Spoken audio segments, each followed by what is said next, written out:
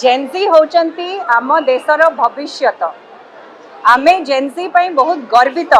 से माने आम देश और राज्य को आगु को लेकिन जीवे सबु बेले आमे तांका सांगरे और तांका पछरे रहिबा कथा। आज होची August 9 international day for world indigenous people जोटा यूनाइटेड नेशंस डिक्लेयर करिछि। आमे आज ओडिसा रे एटा को अंतरराष्ट्रीय आदिवासी दिवस हिसाब रे पालन करूछु। आज बीजेडी परिवार तरफ रु शंख भवन रे गोटे भव्य कार्यक्रम अनुष्ठान होता एवं आज आम दलर सदस्य आम दलर मुखिया मान्यवर श्री नवीन पट्टनायक आसिक वक्तव्य रखी। आज अगस्ट 9 रे अंतरराष्ट्रीय आदिवासी दिवस उपलक्षे मु आम ओडिशार समस्त जनसाधारण को अभिनंदन दवाई चाहिए।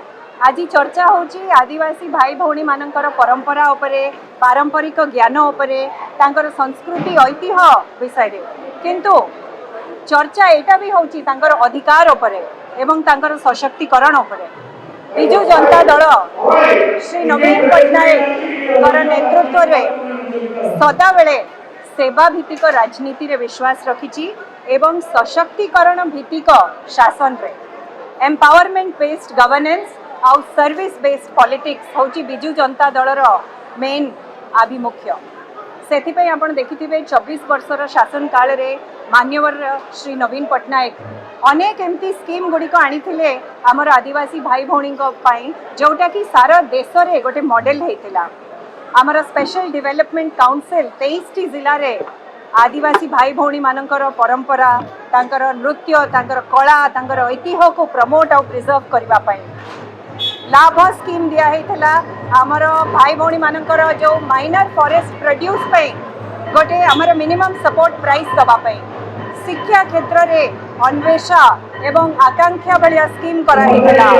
प्रत्येक ब्लॉक रे ओडिशा आदर्श विद्यालय कराइला एवं शिक्षा को बहुत ऊपर को नहीं मान्यवर आमर श्री नवीन पट्टनायक स्मार्ट स्कूल्स करी मिशन शक्ति द्वारा आमर जनजाति भौणी मानकू गोटे स्वतंत्र परिचय सृष्टि कराइला। आदिवासी भाई भौणी मानकर पूजा स्थली सेक्रेट ग्रोव्स 11 कोटी टंका दिया होता ताकू संरक्षण करने रोजगार स्किलिंग आमर वर्ल्ड स्किल सेंटर तरफ रू आमर जो माने युवपीढ़ी आदिवासी भाई भौणी मानक रोजगार भित्तिक कार्यक्रम निया होता। एमती अनेक प्रोग्राम थिला।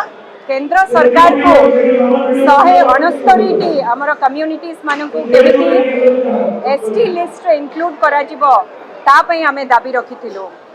तो सेमती बिजू जनता दल श्री नवीन पट्टनायक नेतृत्व रे सदा बेले अधिकार और सशक्तिकरण कथा कहिला।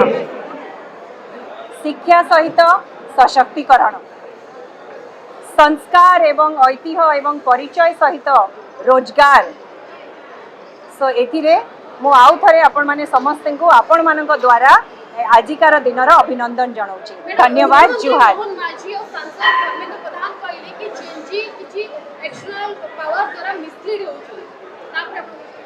आज तो आदिवासी दिवस रे अभिनंदन दबा आउ ए जो कथा आपण उठाउछंती एटा ओडिसा रे सब गाँ गहली रे समस्त जानती आमे आउ कोन कहबा। धन्यवाद। जेनजी होचंती आम देशर भविष्यत। आमे जेनजी पई बहुत गर्वित। से माने आम देश और राज्य को आगु को लेकिन जीवे सबु बेले आमे तांका सांगरे और तांका पछरे रहिबा कथा।